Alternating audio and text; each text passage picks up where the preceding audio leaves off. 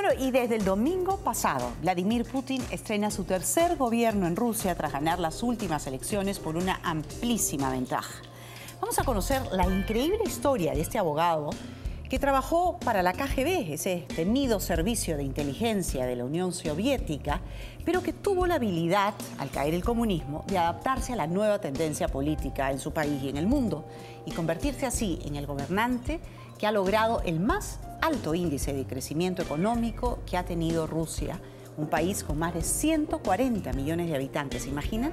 Y tiene una historia fascinante que vamos a conocer en este reportaje. Gracias a todos los que han dicho sí a Gran Rusia. Con estas palabras, Vladimir Putin agradecía a los más de 45 millones de rusos que votaron por él en las recientes elecciones de su país. Y es que su victoria fue abrumadora. 63% de la población rusa lo regresó de nuevo al sillón presidencial. Y aunque al parecer su partido no tiene mayoría en el Congreso, Putin no se amilana y piensa retornar al poder con la mano dura que lo ha caracterizado durante los 9 años en que fue presidente y 4 de primer ministro. Putin puede considerarse el líder que necesita Rusia. Rusia no tiene, como le había dicho, una costumbre de la democracia y por lo tanto Rusia necesita hombres muy fuertes y muy duros para que la dirijan. Putin demostró esta mano dura desde la primera vez que asumió el poder. Su antecesor, Boris Yeltsin, fue un presidente muy criticado, pues dejó a Rusia en 1999 en una de las peores crisis sociales y económicas de su historia. Además, tenía fama de alcohólico. Claramente no estaba bien. Estaba pálido, siempre bajo la influencia del alcohol. Estaba claro que ya no estaba a cargo.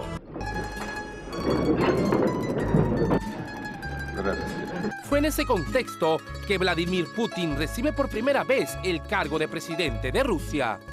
El gobierno que recibe Putin de Boris Yeltsin es una Rusia quebrada, una Rusia desmoralizada. Putin le insufla vida, le insufla fuerza. Pero, ¿de dónde había salido Vladimir Putin a la escena política de su país? Proveniente de una familia humilde, su padre fue un obrero y su madre una mujer que había perdido 2 bebés antes del nacimiento de Vladimir. Sus padres lo llevaron a esta casa en el 5º piso, departamento 12, y lo pusieron en una cesta, ya que aún no le habían comprado una cuna.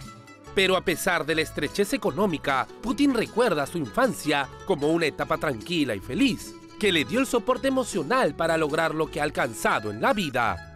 Mis padres me querían, y mucho. Podía sentir su amor todo el tiempo. Y ese sentimiento fue quizá lo que más me ayudó a formar carácter. Vladimir Putin estudió Derecho en la Universidad de Leningrado y luego pasó a formar parte del servicio secreto ruso, la KGB. Sin embargo, y contra lo que se podía pensar, no fue un personaje que destacara dentro de esta temida organización. El señor Putin fue uno de los 1500 oficiales bajo mi mando. Era alguien anónimo, nulo, un don nadie diría yo. Nunca había impresionado a nadie con nada. Paradójicamente, el don nadie tuvo la habilidad de empezar a escalar silenciosa y rápidamente en el servicio secreto de la Unión Soviética. Acabado el régimen comunista y cuando la KGB desapareció, Putin ya se codeaba con influyentes personajes de la política rusa. Fue asesor político del alcalde de Moscú, Anatoly Sobchak, y ocupó varios cargos como funcionario público, entre ellos el de jefe adjunto del Departamento de Gestión de la Propiedad Presidencial, donde entró en contacto con el entonces presidente Boris Yeltsin y se ganó hábilmente su confianza, primero como asesor de gobierno, luego en 1998 como jefe del FSB, ex KGB, y finalmente como primer ministro. No tengo nada de qué avergonzarme. En 1999, un debilitado Boris Yeltsin renuncia a la presidencia y nombra a Vladimir Putin como su sucesor, asumiendo el gobierno. Voy a retirarme. Putin era el total opuesto de Yeltsin, bajito, muy humilde, y no daba ningún tipo de impresión. Concluido su periodo como presidente interino, Vladimir Putin se presentó en las elecciones presidenciales del 2000 en Rusia, para lo cual trabajó cambiando su imagen inexpresiva por una más convincente y cercana al pueblo y los más necesitados.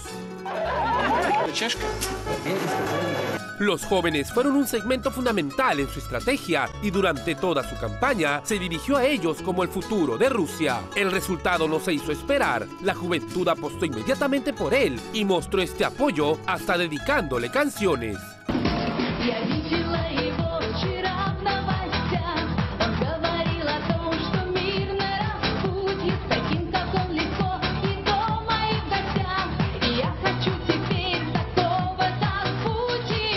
Con más del 70% de los votos a su favor, Putin ganaría las elecciones del 2000 y se dedicó en cuerpo y alma a cambiar la situación social y económica de su país. Logró un alto índice de crecimiento económico, 72% en el PBI, y además bajó la pobreza en un 50%. Su popularidad creció también por su incansable lucha contra los terroristas chechenos, grupo separatista que en 1999 había cometido varios atentados en Rusia intentando independizarse. Tenemos un enemigo común, el terrorismo internacional. En el 2004 Putin fue reelecto y empezó su segundo mandato, pero esta vez muy criticado por supuestos actos de corrupción ocurridos en su gobierno. Putin comenzaba así a mostrar ese carácter desafiante, un líder que no aceptaba oposición. Los periodistas que hacían denuncias sobre el proceso de corrupción, que es Vox Populi en Rusia, desaparecieron. Uno de esos periodistas que desapareció fue Anna Politkovskaya, autora del libro La Rusia de Putin, que confesó haber recibido amenazas de muerte y al final fue encontrada muerta en el ascensor de su departamento de Moscú en el 2006. Otra historia oscura en la trayectoria de Putin es el caso del ex espía ruso Alexander Litvinenko, que fue envenenado presuntamente por sus críticas al gobierno. Podrás haber tenido éxito matando a un hombre, pero las protestas del mundo entero reverberarán, señor Putin, en sus oídos por el resto de su vida. A raíz de estos hechos, Putin fue muy cuestionado y no faltó quien lo acusara de estos crímenes. Al fin y al cabo, estas prácticas eran el pan de cada día en la KGB, de la cual Putin fue parte durante la Unión Soviética. ¿Trabajaba para la KGB? Dios, ¿qué será de Rusia? Todo el mundo estaba muy preocupado. En lo referente a política internacional, Putin en un principio quiso ganarse la confianza de Estados Unidos, siendo el primero en condenar el ataque a las Torres Gemelas en el 2001 y luego apoyando la invasión norteamericana a Irak en el 2003. Sin embargo, ahora Putin se ha convertido en su principal acusador. Él acusa a Estados Unidos y a la OTAN de desestabilizar el mundo y de crear y generar una sensación de inseguridad.